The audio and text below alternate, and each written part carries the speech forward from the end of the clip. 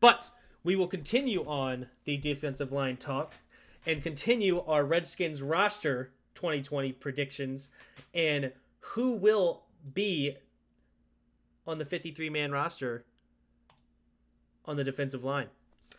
So it's interesting. It was one of the easiest positions to pick, but then in the same breath, it was kind of hard to pick that last guy who was going to be on there. So similarly, as I always do, I went to Ron Rivera's past to see how many players in the defensive line that he would usually keep, and it was typically around 10 was the goal. So looking at it, we only have 5 defensive tackles on the team, and I think all 5 are going to make it. So you have Jonathan Allen, Deron Payne, Matt Ioannidis, Tim Settle, and Caleb Brantley. All really good talent. I still like Caleb Brantley. Caleb Brantley went in the 5th round to Cleveland because of off-the-field issues, but it was actually Chris Cooley thought that Caleb Brantley could have gone to us in the 1st round that year. That was a potential, that he was that talented, that he was looking at him out of the University of Florida to say, this guy could be a game changer as a 1st rounder. So to get him off the free agency, I still am amazed by that we ended up with him. Tim Settle we drafted him in the 5th round with some second round talent. Matt Ioannidis has obviously boomed in his career as a 4th rounder. So these defensive tackles are the best position on the team, the most complete, great in rotation. I don't think you'll miss a beat while rotating these guys throughout the game. Fantastic defensive tackle position. Yeah. Do you think one of them will miss it?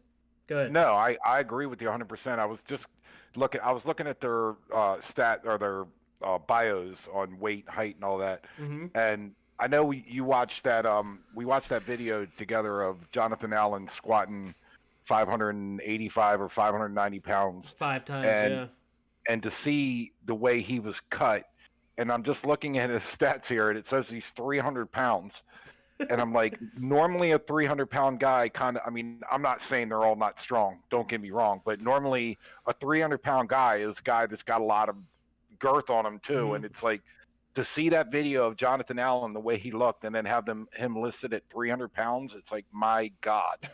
That is crazy. Yeah, and he wasn't 300 coming into the league. When we drafted him, I believe he was 290. So he's put 10 more pounds on since college to be just an absolute tank. And it's all muscle. Yeah, and I'm curious, how many defensive tackles, and maybe they're out there, but how many defensive tackles do you know that are 300 pounds and you can see their abs? They have a 6-pack.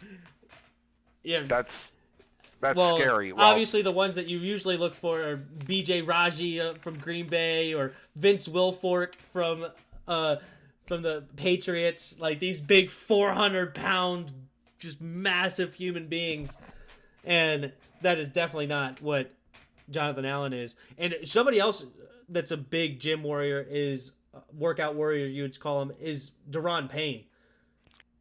Yeah, Payne is, I would think, even stronger than Jonathan Allen. He's a monster. Yeah, and we talked about this, that it was exciting to me to hear that, because the video had Kerrigan, I think Payne was there. I'm not sure who the other guys were, but there was like 4 Ryan or 5 Kerrigan was there, yeah. Did you say that?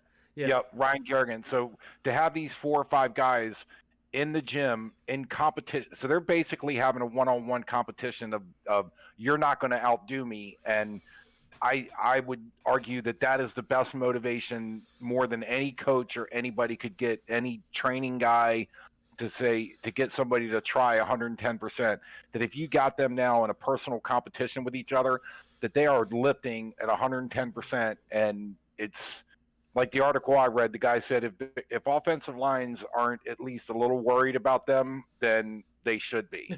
Yeah, they will be. They will be. I think so. So I'm very excited to see the potential. The other part of the defensive line would be the ends, and obviously you have Ryan Kerrigan. He'll make the team. Yep. You have Chase Young. Are you sure about Chase? It's up in the air. It's up in the air. We don't. We all I don't think know. he's really going to have to prove himself. Anyway, go ahead. I'm sorry. Nate Orchard looks like a really good fourth option. I went back and saw his stats in college. He had 18 and a half sacks his final year at Houston.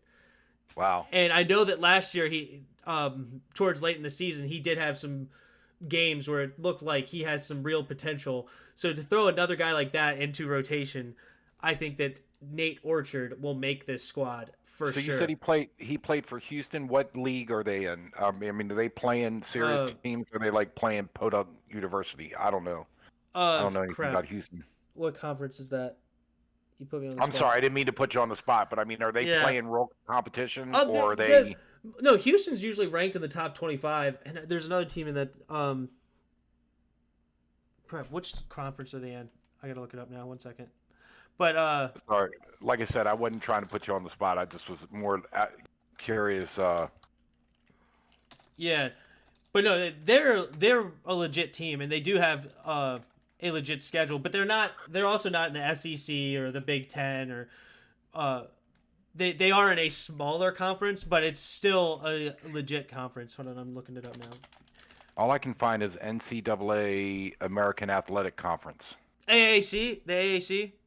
Yeah. I should have just said it. That's who I thought they were, but I chickened out. I should have just said that's where they were. But football. No, and I just was asking, and I mean, obviously that regardless, I think that's the sign of a really good player. But you made the comment. We had the conversation about Dwayne Haskins about why did you question him, and it's because he didn't have to face what Joe Burrow, for example, in the SEC. Yeah. Yeah. So that's something to consider. But no, I can't argue with that anyway. I see you got Ryan Anderson making the team, obviously. So yes, if we don't trade him, right, this is the spot that you put him in. I don't see you putting him in as a legit linebacker position because of the coverage issues we talked about, and I think he could be a decent rotation guy at the defensive end position. All right, so let's say that the Redskins do what you're thinking that they should do, and they trade him. Who do you put in his place? Yes, so that is the fun part, the fun question.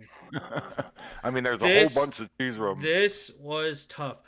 The funny part about James Smith-Williams, that since he is the guy that we drafted in the 7th round last year, he finds injuries. Like, looking him up, he even got hurt. So he got hurt every season at NC State. Okay? But he even got hurt while doing the vertical at the combine. He jumped and gashed his arm on the jump. Like, injuries find this guy. I'd be shocked if he makes it through training camp. So what do you think the reason the Redskins picked him at all then? I didn't like the pick. I really didn't. Yeah. I think it was a throwaway pick similar to Jordan Brailford last year, the last pick of the 7th round, where it's just, all right, we don't know who to take, so let's go get another edge rusher. You can't go wrong with another edge rusher. It kind of just seemed like that was the thing. And it also doesn't seem, when he's on the field, he's not a bad player. The only knock that puts him down in the 7th round is he always gets hurt. Just season in, season out. We've gotten bitten by that before. Jordan Reed, Darius Guice. Darius Guice. That, it doesn't matter how good you are. If you can't stay on the field, you're not helping us. So I do not see James Smith-Williams making it to the end. Jordan Brailford is another draft pick that I believe will probably end up making the squad. Ryan B, I did not like. He doesn't have a whole lot of quickness either. He's a big dude at 6'7", which can be interesting, but I just do not think that he will end up making this team at all. Cameron Melville. I looked up some on him too. That I don't see him coming out of it. He doesn't have a whole lot of speed either.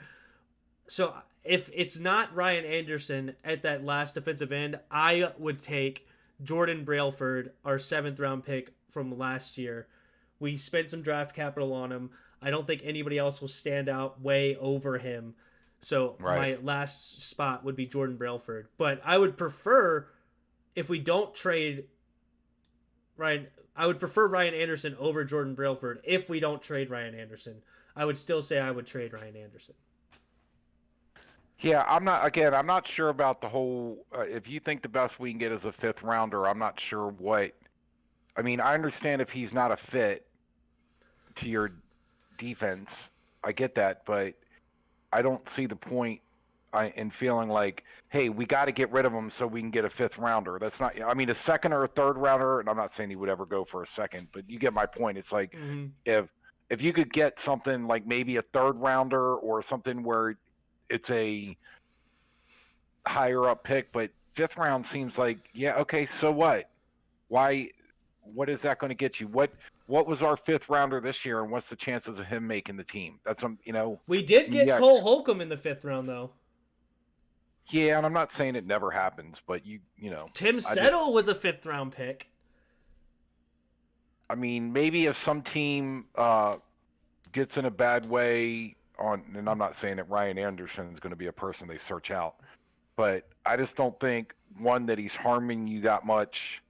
I mean, yeah, if you had another guy that you thought, hey, I really want this guy on the team, then I could see dealing Ryan Anderson. But it's one thing to have somebody that has a second round value today, and next year they're going to have a fourth round. You say, hey, I got to get rid of him now because next year he's not going to have great value. But it's like fifth round to me doesn't urge me to make a decision now. You see what I'm saying? It just, I don't know. I don't necessarily see that. Yeah, like I agree that Ron Rivera is not going to trade him, especially not right now. He's going to wait until he sees what he has. So I'm not predicting a trade anytime soon. But what I am saying is, me knowing what I do know about Ryan Anderson, I've watched him the last 3 seasons, is I don't think you have something special or spectacular in this. I don't think you're going to sign him to a deal after this season. I don't think even if he stays on the team, you're going to use him very often. So, considering what you get something for him at this point, that you're not going to get really anything out of him as a player. Now, that being said, I hope that he shoves it in my face and all of a sudden has an 8 to 10 sack season and in rotation, and all of a sudden he's a third down warrior. You would not see me cry about it, but that's not my prediction. That's one thing I said earlier, that part of me wants to see some of these guys and a competent defensive-minded coach that knows how to run a defense, which I think we've been I think we both agree, have been woefully deficient in that department. Let's just say the last couple of years, where we were both shaking our head going, oh my God, I know I like to debate you and frustrate you sometimes about what is that, why are you saying that? But I get it that the defensive coordinator that they have had, I would like to see a year of, and again, if you can get something for Ryan Anderson, I'm not saying don't trade him, but I want to see a legitimate top-tier defensive coach that takes his talent and see what he can get out of him for the first year. And if Ryan Anderson sucks after that, then it's on Ryan Anderson. And it's with anybody else on this team or that defense for that matter. If you can't function in this defense, I don't think you can blame it on the coaching. I think you just don't have it. Yeah. So I wouldn't be against the idea of, hey, hold on to what we got. Let's see what next year brings, and then make adjustments accordingly. So yeah, it's not a make or break decision. I agree. Like, the fifth round's not going to change your life. It could. I mean, it has potential, but it's probably around the same potential as Ryan Anderson right now. Ryan Anderson could step up this year in a better defense. Awesome. And that's probably around the same percentages as next year you're going to hit on a fifth round pick. Even though I will say I love Kyle Smith and Doug Williams drafting. So giving them more picks is not going to hurt my feelings either. Yeah, I get that. But again, I'm curious, and I don't know the answer to this, but I'm curious about Ryan Anderson in coverage. Was he just flat out covering a guy and couldn't do it, or was Minuski or whoever all in his head going, you got to watch this, and you got to watch this, and you're supposed to do this, and and he's out there thinking and not reacting, and then ends up getting beat because he's thinking, well, you know what I'm.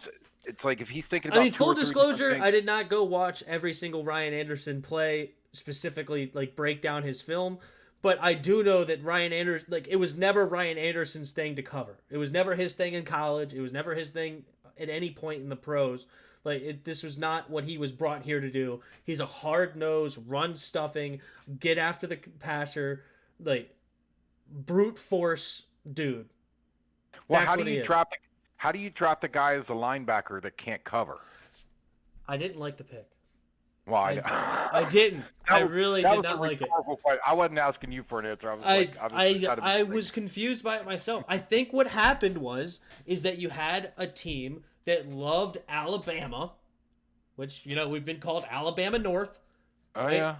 And we had just drafted Jonathan Allen, and now let's go get another one of his teammates, Ryan Anderson, and let's bring the Alabama defense to Washington.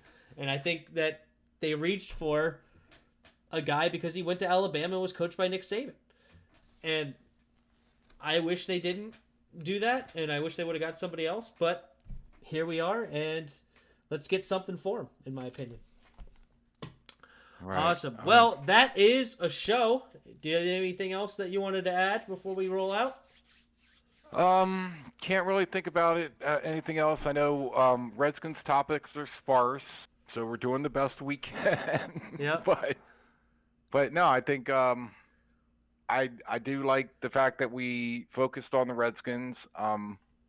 Didn't have to deal with any of some of the nonsense going on right now, so I feel good. There you go. Yeah, it was fun. I agree. But yep, just to remind everybody, we do have 2 new shows coming. We have my basketball show coming on Thursdays with my buddy KP, 94 Feet. And we have Beltway Battle with Daryl talking about more as a NFL as a whole. He is a Ravens fan, so we could have some bashing there, hence the Beltway Battle. And I've talked football with Daryl for years. It's always a good time, and he's a good guy, good personality. So yeah, that should be fun. Daryl's got a great sense of humor. I think it'll be a good show. Yep. Awesome. Well, thanks, guys. Please, again, like, subscribe, put down some comments down there. We could potentially talk about them at the end. If you put them on there, put them on also the snippet shows. I'll read them off here if anybody wants to come on to those and comment. And we will continue to talk our skins. Hail.